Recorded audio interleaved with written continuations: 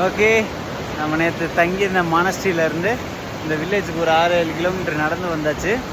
இப்போ இந்த ஸ்க்ரூவில் வந்து ஒரு ஆறு ஓடுது, அந்த ஆறை காமிக்கிறேன் பாருங்கள். தண்ணி அப்படியே ப்ளூ கலரில் இருக்கா, அப்படியே பால் மாதிரி இருக்குது.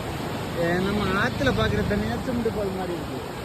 ஏன்னா இந்த தண்ணி வந்து நம்ம கிளாசியர்லேருந்து உருகி வர்றது.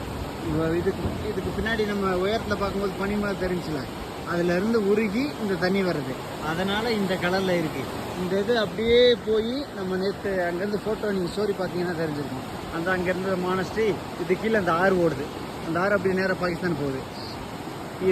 இது போய் கலந்து இது பால் மாதிரி இருக்குது தண்ணி, அது சிமெண்ட் பால் மாதிரி இருக்குது. இது போய் கலக்குது. அதுதான் இங்கே உள்ள மலையிலேருந்து கிளாசியர்லேருந்து உருகி தண்ணி வருது.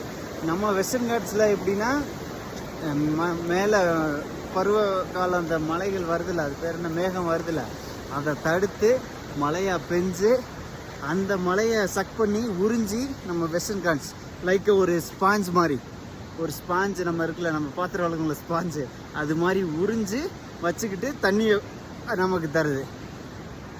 அதுதான் நம்ம வெஸ்டர்ன் காட்ஸோடது. இது கிளாசியர்லேருந்து உருகி வருது.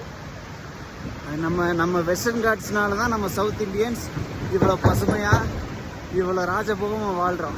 இங்கெல்லாம் விளையிறது அது இது ரொம்ப கஷ்டம். எல்லாமே இது நம்மளுக்கு எல்லாமே ஈஸியாக கிடைக்கிறதுக்கு காரணம் நம்ம வெஸ்டர்ன் காட்ஸ் மலை தான். அதே சமயம் நீங்கள் மேப்பில் எடுத்து பாருங்களேன், இந்த வெஸ்டர்ன் காட்ஸுக்கு இந்த சைடு, இந்த ஆப்பிரிக்கா அந்த சைடு, அந்த ரேஞ்சே பாலைவனம் தான். ஆனால் நம்ம வெஸ்டர்ன் காட்ஸ்னால மட்டும்தான் நம்ம சில நாடுகள் கூட, இந்த சைடு இருக்க நாடுகள் கூட பசுமையாக இருக்குது. ஓகே.